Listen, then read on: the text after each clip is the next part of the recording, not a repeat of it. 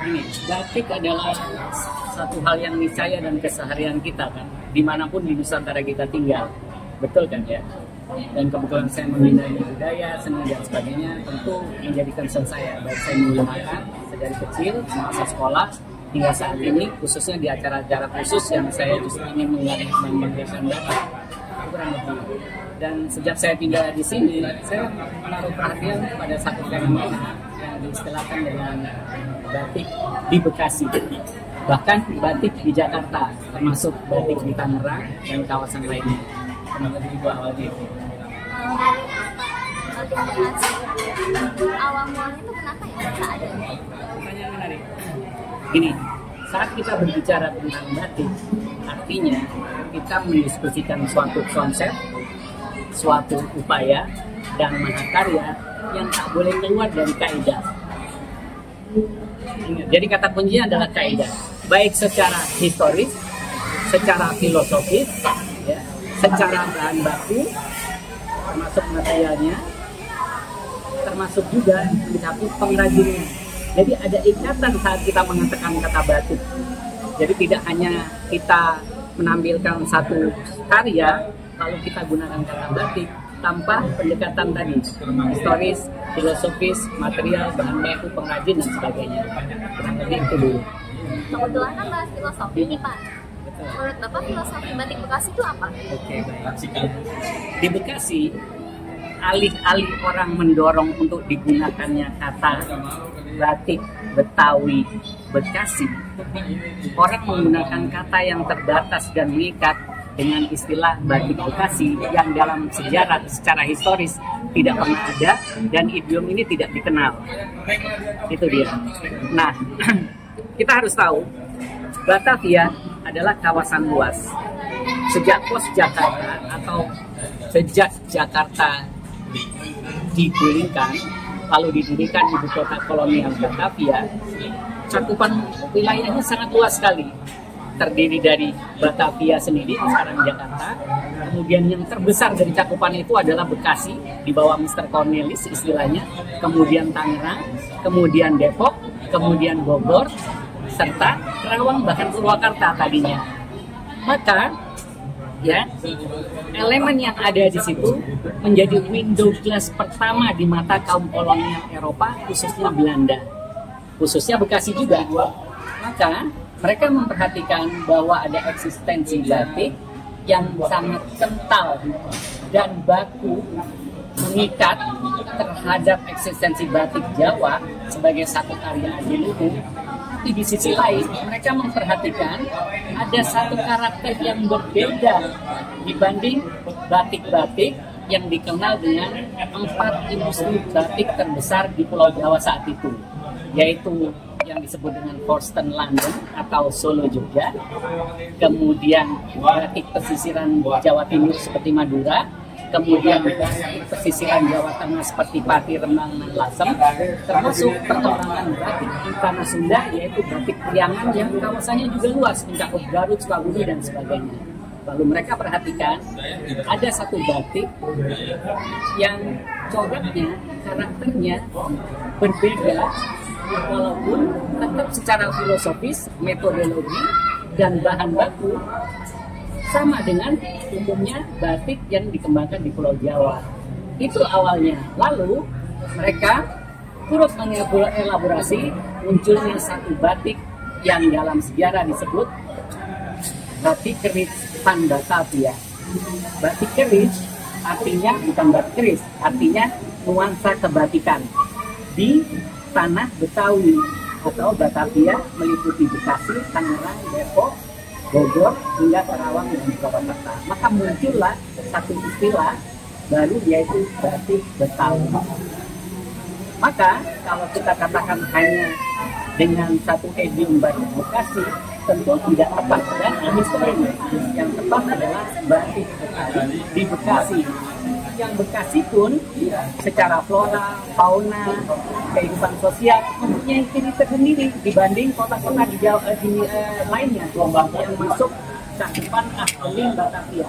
Abdel itu semacam prefektur, kawasan-kawasan yang berada di pemerintahan pusat Batavia, yaitu Tangerang, Depok tadi. Jadi kita punya ciri khas yang tentu ini bisa diangkat. Jadi ada dua kata kunci di sini. Berbicara tentang batik, artinya berbicara tentang pakem, dan berbicara tentang batik Bekasi, itu artinya historik. Ada adalah batik Betawi ala Bekasi. Kurang lebih seperti itu. Pakem dari Bekasi asalnya mulai dari mana sih dan filosofinya itu apa? Baik, artinya kita akan kembali lagi ke pakem batik Betawi.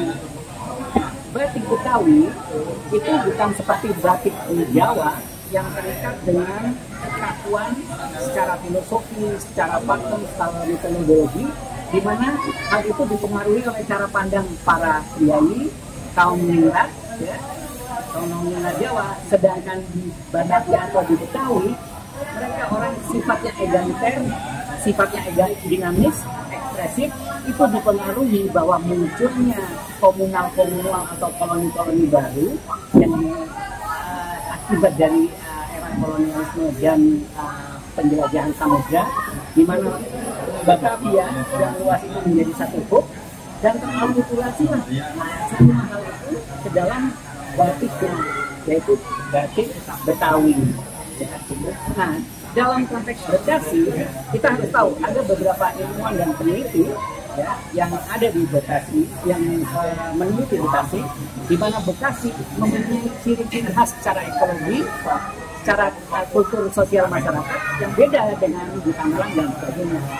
Dan itu pun mereka angkat, serta mereka ciptakan dalam satu karya cipta. Di sini ada elaborasi antara masyarakat Betawi yang memproduksi batik hanya untuk kepentingan sandang mereka sendiri, atau pasar-pasar kecil di Batavia, maupun permintaan yang kesana orang-orang Belanda khusus. Tidak seperti di Jawa lainnya yang merupakan industri besar.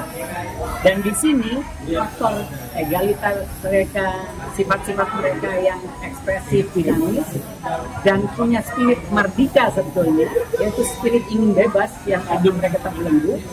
Mereka kejawantahkan dalam bentuk-bentuk kekhasan batiknya, yang ciri-cirinya biasanya ya, satu, berhubungan dengan flora dan fauna. Misalnya, dahulu di Bekasi dikenal dengan beberapa fauna yang sudah hilang, seperti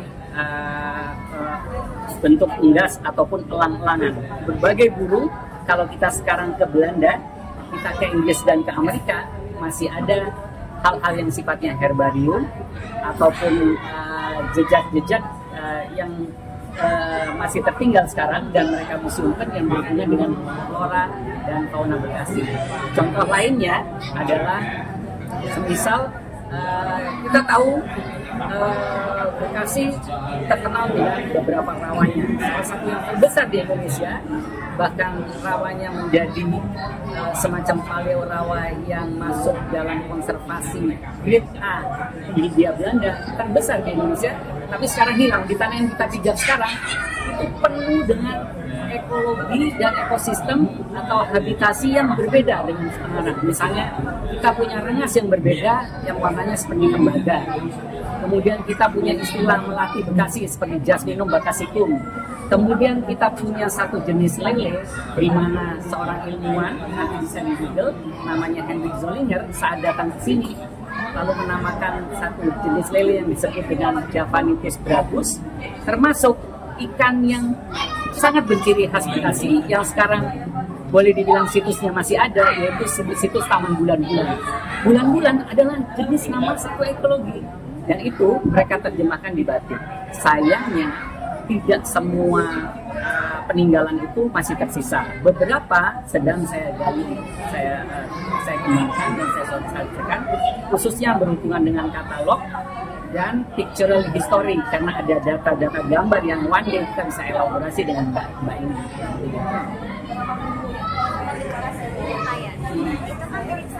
Jakarta. Persis, Ini benar. bagaimana cara untuk membedakannya itu gimana? Ya, kembali lagi bahwa Bekasi punya kekhasan kultur, sosial masyarakatnya, dan punya kekhasan ekologi. Seperti saya terangkan tadi, rawa di Bekasi berbeda dengan rawa di Jakarta. Rawa di Bekasi adalah rawa yang dipenuhi dengan ekologi yang ramah lingkungan, yang misalnya bisa disayur, kita masih bisa buktikan sekarang. Kemudian jenis-jenis habitasi rawahnya bisa dimakan, ya, termasuk seperti ikan bulan-bulan tadi atau Javanithus brabus. Kita ingat salah satu gubernur Hindia Belanda yang paling fenomenal yaitu Baron van Imhoff. Itu salah satu gubernur paling fenomenal di abad 18. Saat tahun 1742 beliau berkunjung ke Bekasi, lalu Van Imhoff melihat bahwa ada satu hal yang berbeda dari topografi Bekasi, di mana Bekasi tidak memiliki gunung, ramah lingkungan, penuh dengan sayuran, penuh dengan habitasi yang ramah, yang berbeda dengan tempat-tempat yang lain. Dan itu cara itu yang akan diangkat, dan data-data yang berupa pictorial history sebetulnya kita bisa ungkapkan di situ. Ikon dari Bekasi. Tapi kalau Jakarta punya Monas, Bekasi punya apa Bekasi? Oke, hal yang sangat menarik ya. Di samping ikon-ikon baru yang belum dimunculkan, ya, yang boleh dibilang dilupakan dan terhilang yang akan kita angkat, tapi kita ingat ada ikon-ikon yang sangat identik. Saya mulai dari yang paling akhir dulu ya, yaitu ikon patriotisme Bekasi. Yang itu dikejalkan dalam simbol bambu. Tapi tentu salah bila kita hanya terpaku dengan bambu. Ini contoh yang menarik di Bekasi. Bekasi berbeda dengan kawasan Jawa lainnya karena ini kawasan terdekat dengan Batavia, di mana koloni-koloni yang dulu disebar oleh kolonial di Bekasi itu mempunyai kemampuan keprajuritan. Mereka sudah menggunakan senapan sejak zaman kolonial, apalagi di zaman era kemerdekaan. Jadi saat kemerdekaan diupayakan di Bekasi, mereka tidak hanya menggunakan bambu, itu kesalahkaprahan. Mereka menggunakan senapan, dan mereka men-sniper para prajurit-prajurit Nika yang akan masuk ke Bekasi, dan mereka jago menggunakan golok. Kita tahu salah satu tempat di mana si Pitung ditangkap dan berkiprah jauh dari tempat kita berdiri sekarang, ada di Bekasi. Si Pitung bahkan diisolasi pertama ya, sekitar tahun 1992-93 karena ada 2 kali proses pengejar si Pitung di Hubstad Bekasi. Hubstad Bekasi itu di kantor polisi sekarang yang lagi dibongkar. Jadi banyak sekali, itu satu ya, ikon patriotisme. Kemudian selain lagi tadi saya katakan karena ekologi Bekasi itu, kita tahu kita pernah punya patung lele. Harusnya asosiasi kita pertahankan, tidak dengan asosiasi sekarang di mana lele terkesan profan dan menjijikan. Karena lele Bekasi seperti yang diungkap oleh pakar ekologi dan pakar geologi Hermi Zollinger yang disebut dengan Javanithus brabus itu sangat berciri khas. Elang bondolnya berciri khas. Pohon-pohonannya seperti rengas dan sebagainya itu berciri khas. Rengas di sini berbeda dengan rengas di tempat lain. Meranti itu juga bagian dari rengas. Nah, tapi yang terpenting adalah yaitu ikon yang belum diangkat, dan saya berharap generasi seperti Mbak Indi, saya sebagai budayawan, heritage biologis mengangkat ini, yaitu ikon utamanya. Apa ikon utamanya? Ikon utamanya yaitu sebuah prasasti yang ada di Museum Batavia, bahkan Museum Attila sekarang, yaitu prasasti Tugu. Prasasti yang sudah hampir 22 milenium. Kita ingat itu.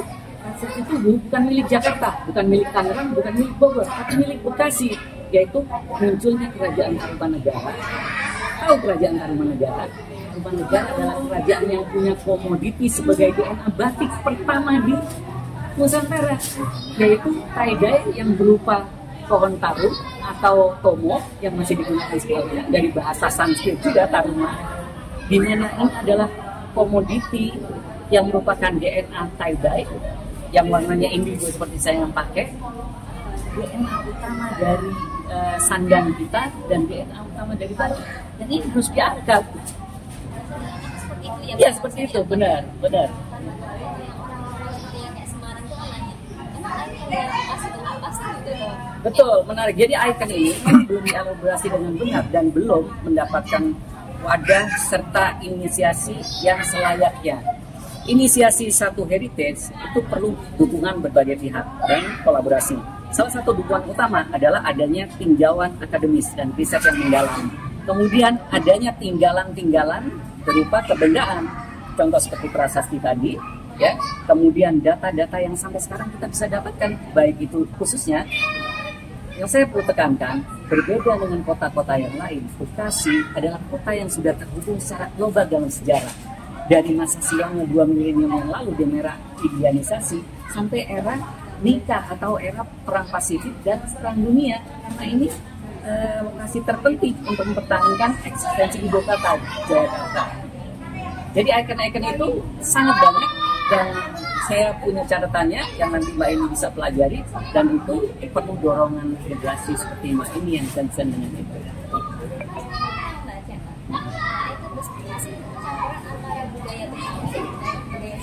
Betul, betul, betul, betul.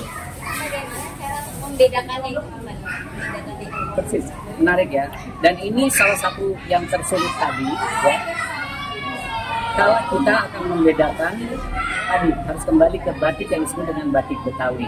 Nah, Bekasi tadi identik dengan kelompok atau kultur Betawi, di mana kultur Betawi itu tidak sendiri. Kultur Betawi adalah satu kultur baru, ya, satu-satunya kultur yang paling unik bahkan di Asia, termasuk Asia Tenggara, yang dia muncul dari gabungan berbagai koloni atau etnis masyarakat seperti Sunda, Jawa, Banten, Bugis, Makassar, Ambon, Palembang, bahkan Bali, dan beberapa etnis lain termasuk etnis yang disebut dengan Family Australian atau etnis Tionghoa maupun etnis Timur India, Muslim, bahkan etnis Arab. Itu gabungan dari itu. Maka elemen itu sangat luas untuk membicarakannya, dan untuk membedakannya kita memang harus membuka data dan pictorial history. Yang salah satu mungkin saya bisa tunjukkan yaitu kriteria dasarnya dulu. Kriteria dasar dia berbeda dengan batik Solo, dengan batik Pekalongan, dengan batik Cirebon. Ya, kriteria dasarnya betul, di mana hal-hal keseharian muncul di situ. Misalnya ada buket sayur-sayuran, buket buah-buahan, bentuk flora fauna yang berbeda dengan Jawa yang pakemnya teratur betul, warna-warnanya juga berbeda. Nah, dari sisi warna, coraknya lebih ekspresif. Salah satu yang menginspirasi bahkan kota-kota di Jawa lainnya adalah inspirasinya yang datang dari batik Betawi, yang itu yang tidak dikenal dan tidak diangkat. Apa inspirasi itu? Yaitu corak pewarnaan, bukan warna yang saya pandang sekarang ya. Ini jujur saya harus katakan, karena ini ahistoris, saya harus katakan bahwa ini pakem batik. Ini pakem baru yang layak kita dorong, tapi bukan pakem asli batik Betawi di Bekasi. Pakem warnanya yaitu pakem warna yang cerah, soft, seperti warna-warna pink, hijau putih yang lembut, warna-warnanya serba pastel, yang itu kita bisa dapatkan dari pictorial historinya. Perlu saya garis bawahi bahwa batik Betawi, batik Betawi sendiri itu batik sembarangan, batik yang telah mendapat tempat di lembaga yang paling bergensi di zaman era kolonial, namanya Batavia Genosa. Jadi selain batik-batik yang ada di Jawa, batik-batik priai, ada batik Betawi yang mereka punya katalognya sendiri. Dan di situ mereka terangkan bahwa batik Betawi ini baik dari Bekasi, baik dari Tangerang, dari Depok, Bogor, bahkan Kerawang dan Purwakarta, itu mereka pamerkan sampai ke Eropa yang disebut dengan Tentu Styling. Dengan ciri khas warna, ekspresi, coraknya, cara menggambarnya, dan harus kita ingat, batik Betawi di Bekasi lebih cenderung adalah batik lukis, batik tulis. Ya, karena apa? Karena bila batik cap itu akan sangat mahal, sedangkan ini kaum marginal. Sentra-sentra industrinya, sentra pengrajinnya, mereka orang-orang yang dari kalangan marginal yang tentu tidak mampu menyediakan alat-alat yang canggih. Bahkan kaum Belanda yang memunculkan rumah-rumah produksi batik Betawi pun mereka cenderung menyukai batik tulis batik Betawi, termasuk di Bekasi. lebih gitu. Dan saya ingatkan ya, selain apa nanti yang kita elaborasi untuk mengangkat, misalnya yang secara pictorial maksud saya adalah data-data gambar yang sebagian saya tunjukkan, yang coraknya berbeda, warnanya berbeda. Hal ini masih proses yang panjang untuk diteliti. Misalnya ada jenis tumbuhan atau tanaman bahkan sayuran keseharian yang sama seperti dengan pengarang, misalnya bunga, buah dan sebagainya. Contohnya misalnya buah manggis, misalnya buah kecapi atau buah-buah yang lain yang juga ada di Bekasi. Tapi ada hal-hal yang tidak dimiliki kota-kota itu, dan itu yang kita akan cari seperti yang saya disebutkan tadi ya. Misalnya kita punya rengas yang sangat unik ya, kemudian kita punya tadi habitasi berupa jenis ikan, jenis unggas dan burung-burungan yang berbeda. Nah itu yang kita angkat.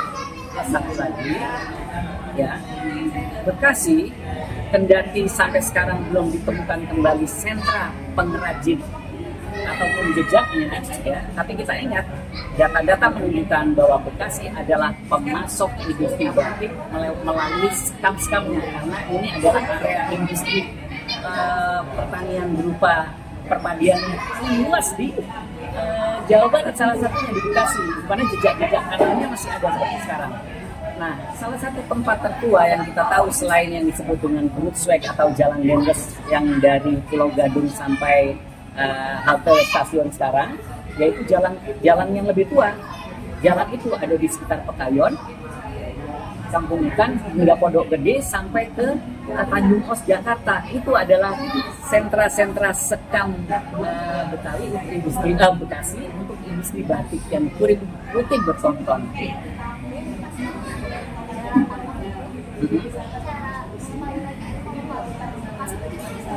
Kenapa? Ya, berarti kita akan berbicara lebih jelas tentang kultur Bekasi. Misalnya, berbeda dengan kultur kawasan lain, Bekasi ini disebut dengan kota yang disebut dengan kota Dewanger Brothers atau Ketinggangers. Dewanger Brothers atau Ketinggangers adalah kaum bumi putra yang mendapat satu semacam otoritas untuk dikerja paksakan. Bahkan mereka adalah kelompok-kelompok masyarakat marginal yang disebut dengan kelompok masyarakat pekerja terantai, di mana terantai.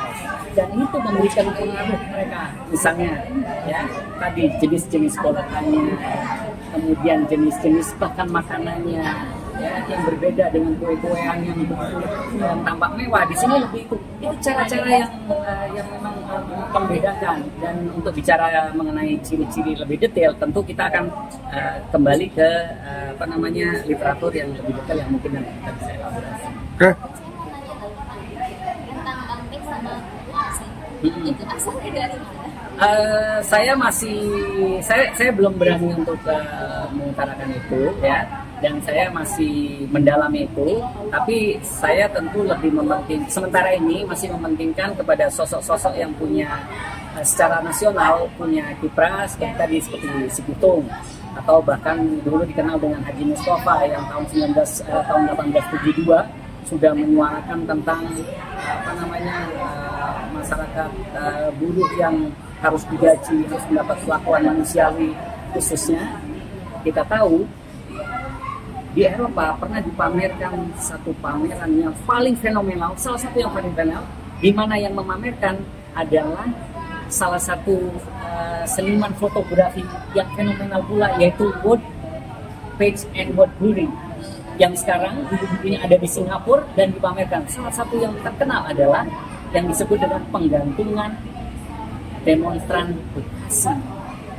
Ya, itu yang menunjukkan ciri mereka yang meledak-ledak, ciri mereka ingin merdeka, dan itu yang nantinya bagi saya wajib dikejawantakan dalam spirit batik Betawi di Bekasi yang nanti akan menjadi batik Betawi Bekasi, ataupun kekhasan kain tradisional kebaruan yang itu kita akan cari nama-nama terobosannya.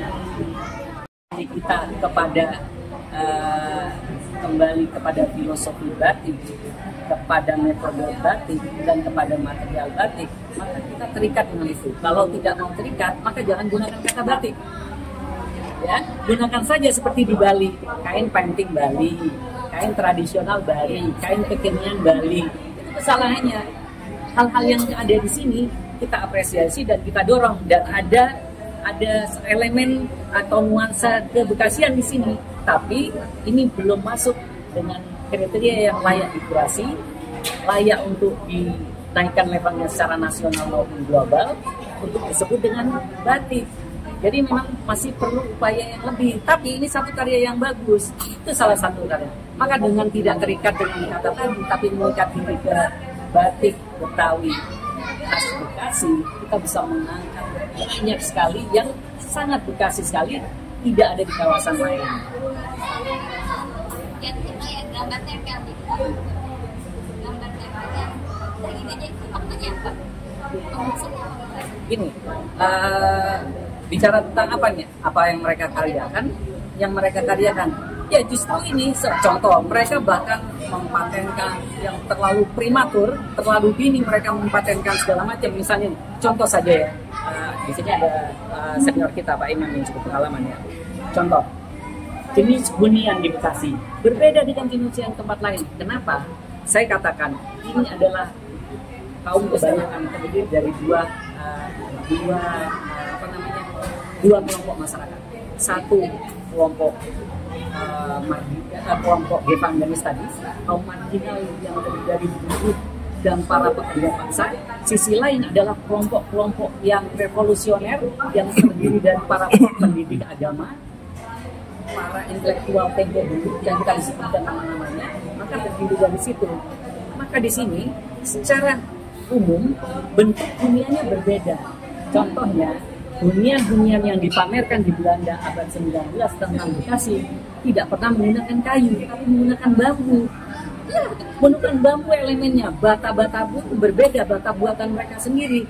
Dan di sini kita akan melihat kesalahan-kesalahan itu, hal-hal yang ahistori. Saat ini dikatakan batik kekinian, oke lah, jangan katakan batik Bekasi, tapi batik kekinian, ya, semacam itu. Maka dan kata batik pun bisa jadi salah, tapi kain tradisional kekinian lebih cocok.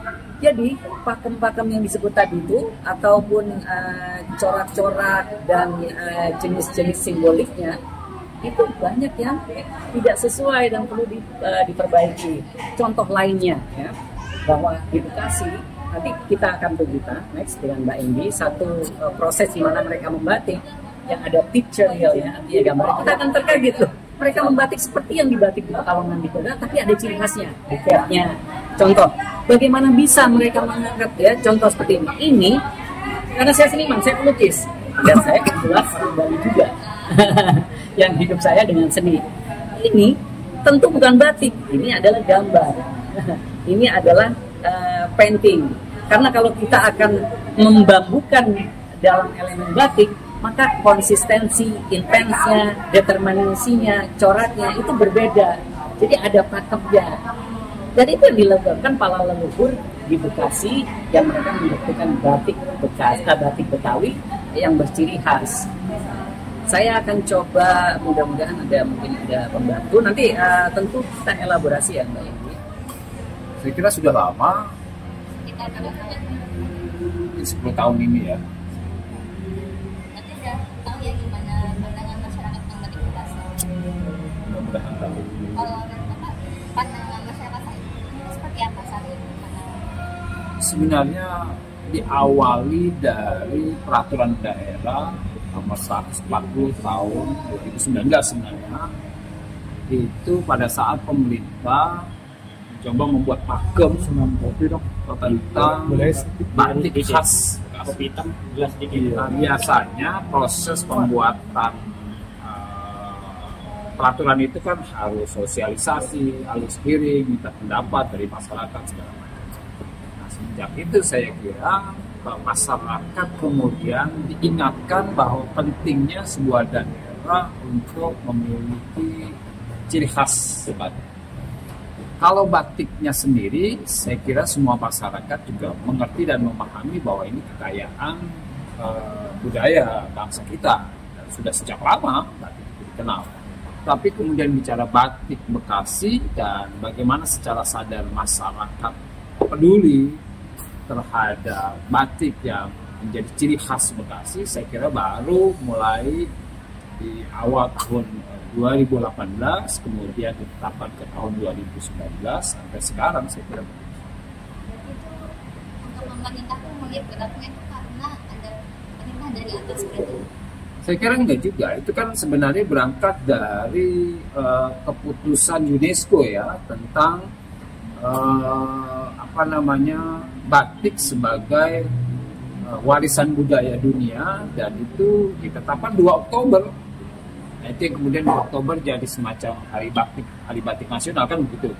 Nah, sebenarnya semenjak itu masyarakat secara nasional saya kira menjadi disadarkan betapa kita punya kekayaan yang luar biasa dan bangga kira-kira. Dan itu tentu berakibat pada masyarakat di Bekasi. Apa yang dilakukan pemerintah untuk biar rakyatnya itu tahu gitu ada batik ini? Harusnya paling tidak ada 5 aspek yang harus dilakukan oleh pemerintah. Tadi kalau pendekatan regulasi, saya kira pemerintah kita sudah lebih bagus ya, sudah lebih maju, dia bisa membuat peraturan daerah berkaitan dengan penetapan pakem batik khas Kota Bekasi, itu saya pikir juga sudah jalan. Persoalan yang kedua sebenarnya sosialisasi pada masyarakat akan peraturan implikasinya sebenarnya bagaimana pemerintah terus menggalakkan aktivitas berbatik pada masyarakat, dan nanti berakibat pada satu kemampuan membuka atau kemampuan berimajinasi untuk kemudian dituangkan dalam seni rupanya dalam bentuk motif batiknya. Yang ketiga, saya kira juga pemerintah harus bisa menyediakan sarana-prasarana pengembangan batiknya seperti sanggar, galeri, kira-kira begitu. Kemudian juga memberikan sarana dan mendorong promosinya produk-produk yang sudah dihasilkan baik oleh UMKM maupun oleh masyarakat secara individu, itu bisa diberikan ruang untuk dipublikasi. Dan yang terakhir saya kira harus menciptakan pasarnya. Nah, bagaimana pemerintah juga turut menciptakan pasar terhadap produk-produk batik yang dihasilkan dari masyarakat. Saya kira itu. Dalam pemasaran itu kan yang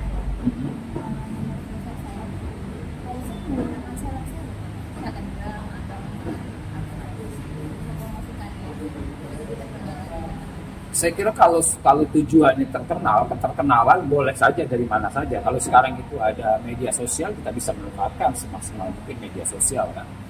Tapi batik itu kan bukan hanya menyasar pada kalangan generasi muda yang sangat dekat dengan media sosial kan gitu. Tapi juga di kalangan orang tua yang saya kira tidak cukup dekat dengan media sosial. Nah, karena itu kesempatan untuk publikasi karya-karya pembatik di wilayah Kota Bekasi harus dilakukan semua sisi, saya kira. Nah, memang tadi akhirnya pemerintah lah yang juga ikut memberikan kontribusi bagaimana dia bisa mempublikasi karya-karya itu ke berbagai macam media, termasuk diantaranya adalah media sosial. warga Bekasi itu kan tidak kenal batik nih, tidak tahu dari Bekasi namanya itu apa. Maksudnya nanya bentuknya nggak tahu. Ya, itu kan jadi PR tersendiri sebenarnya buat pemerintah dan masyarakat yang tahu ya, para pelaku usaha untuk mensosialisasi kekhasannya ada di mana. Kan kalau kita mau kelompokkan motif batik yang dimunculkan di Bekasi itu dari 4 aspek, misalkan dari flora, fauna, kan kira-kira begitu. Kemudian dari kesejarahan, kemudian dari budaya gitu kan. Nah, itu kan jadi memunculkan motif. Kalau flora misalkan tanaman apa gitu kan, kayak kembang telang misalkan. Kemudian kalau fauna ya binatang-binatang yang menjadi endemik di wilayah Kota Bekasi.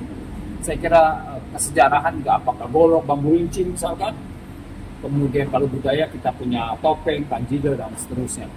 Nah, memang begitu dia turun atau menjelma menjadi sebuah karya seni rupa yang diturunkan ke dalam batik, memang itu bisa saja kemudian buat mereka yang tidak memahami menjadi kabur gambar itu kan gitu. Nah di situ memang hebatnya di satu sisi seni rupa, sehingga dia tidak mesti harus gambar yang hampir sama atau bahkan sama, nggak bisa. Dia bisa saja diambil bagian-bagian tertentu saja yang penting ada semacam benang merahnya bahwa itu diambil dari kesenian tradisional di Bekasi kira-kira. Maka masyarakat lah yang bisa membantu mensosialisasikan, kira-kira gitu saja. Cara mereka biar tahu betul kayak gimana?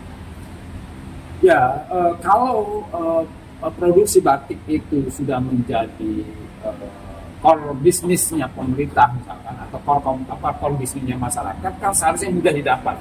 Artinya sama dengan mudah diadakannya galeri-galeri yang bisa memamerkan produk-produk batik, atau pasar tadi, dia bisa menciptakan pasar. Misalkan mungkin nggak sih pemerintah menyediakan satu lokasi dan itu menjadi pusat perbelanjaan atau pusat transaksinya batik misalkan, baik dari produsen ke konsumen maupun dari agen ke konsumen misalnya. Nah itu memang harus diciptakan. Nah saya nggak ngerti apakah pemerintah sudah menciptakan pasar sendiri atau belum. Tapi kalau memang belum, saya kira juga menjadi penting untuk diciptakan. Tapi pemerintah masih kurang melihat gambar itu masih kurang. Saya kira kalau sudah berkaitan dengan aktivitas masyarakat ya, berkaitan dengan bagaimana mengembangkan dan menjadikan batik pilihan atau menjadi alternatif ekonomi masyarakat kecil, memang pemerintah terus-menerus harusnya memfasilitasi. Karena teknologi ini kan berkembang, kemudian sarana publikasi juga berkembang. Karena itu termasuk kreativitas masyarakat juga berkembang. Maka kalau pemerintah tugas utamanya adalah melayani kehidupan masyarakat, maka dia nggak boleh ada berhentinya, terus-menerus dia merespon perkembangan dan kemauan masyarakat. Kira gitu.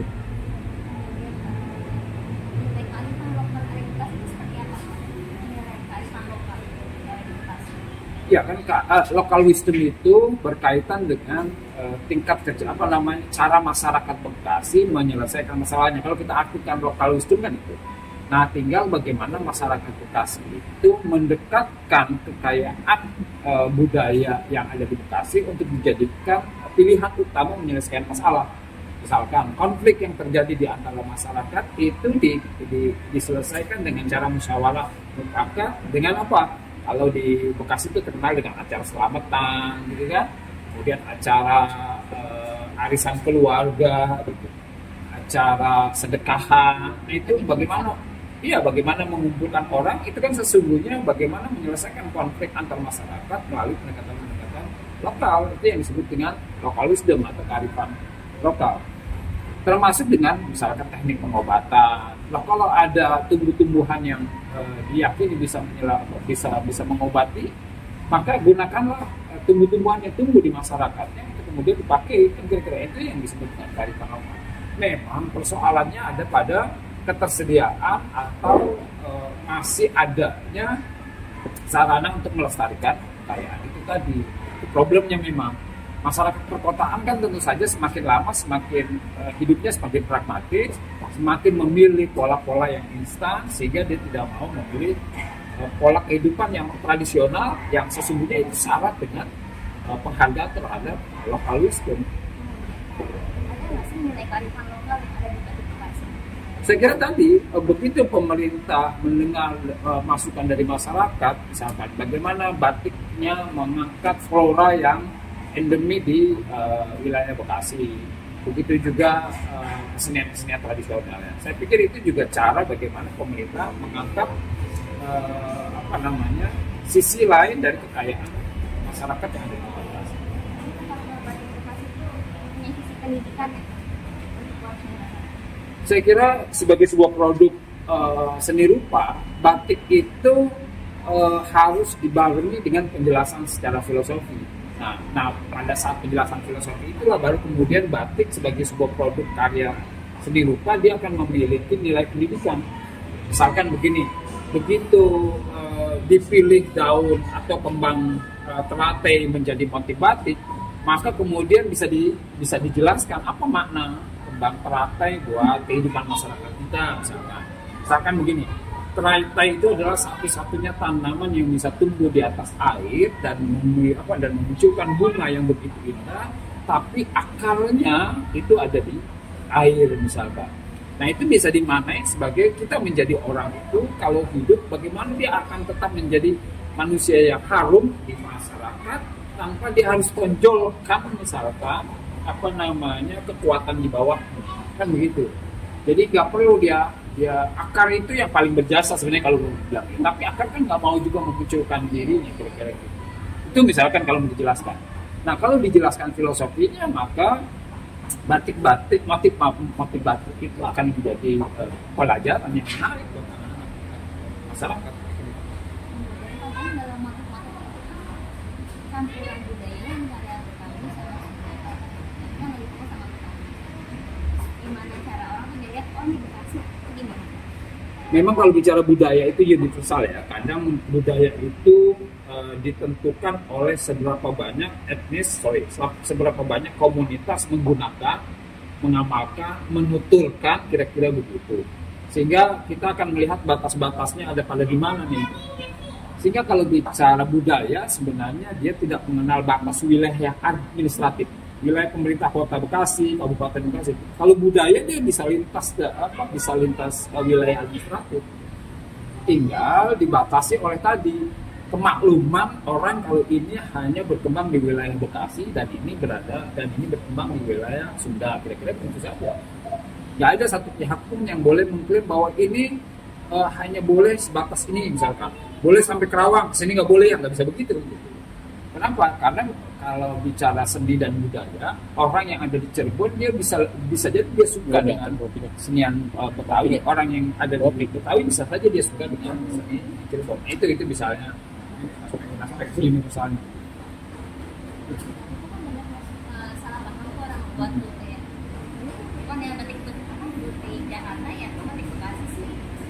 Bekasi, Jakarta nggak bisa itu kalau dalam konteks budaya dihadap-hadapkan. Nah, makanya tadi kalau kita nyebut Jakarta Bekasi itu wilayah administratif pemerintahan itu. Tapi kalau bicara budaya Betawi, Jakarta Bekasi, Bogor, Tangerang itu sama. Itu namanya wilayah budaya. Jadi nggak bisa kita menyebut wilayah budaya dihadapkan dengan wilayah administratif. Misalkan budaya Bekasi beda dengan budaya Jakarta. Enggak, budaya Bekasi dengan budaya Jakarta sama. Kira-kira begitu. Tapi budaya Bekasi yang berkembang di Bekasi sedikit berbeda dengan budaya Betawi yang berkembang di Jakarta. Itu memungkinkan. Assalamualaikum warahmatullahi wabarakatuh.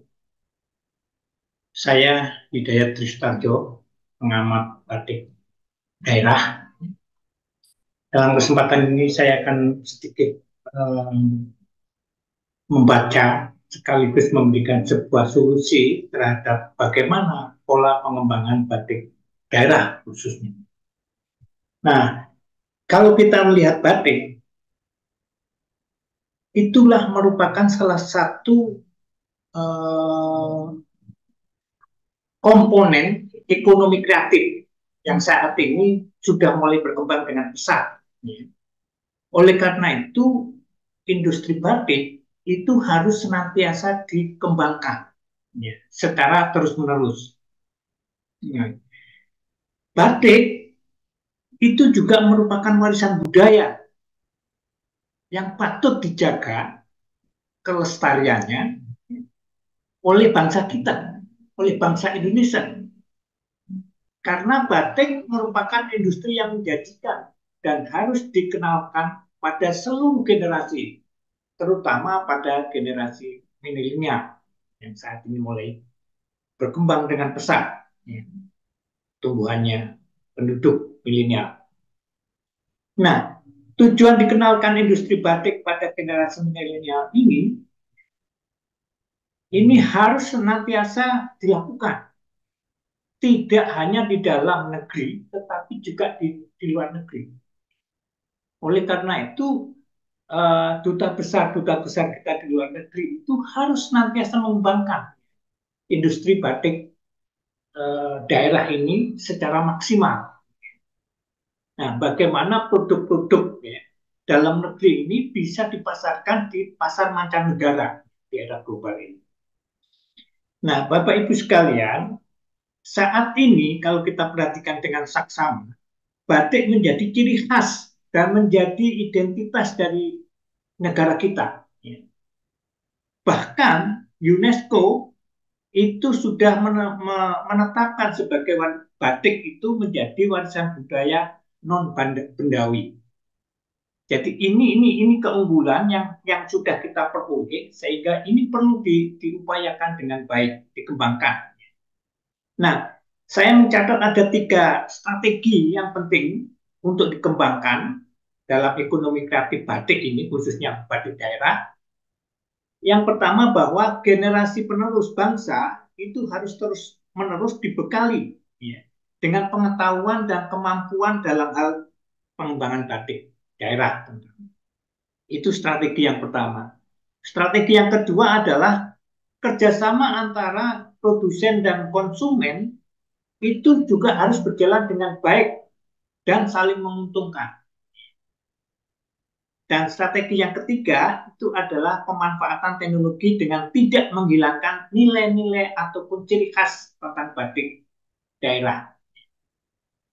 Latar belakang background saya ini pun ini ciri khas, ini batik Bekasi. Ini yang bisa saya utarakan dalam kesempatan ini. Terima kasih. Billahi taufik wal hidayah. Assalamualaikum warahmatullahi wabarakatuh.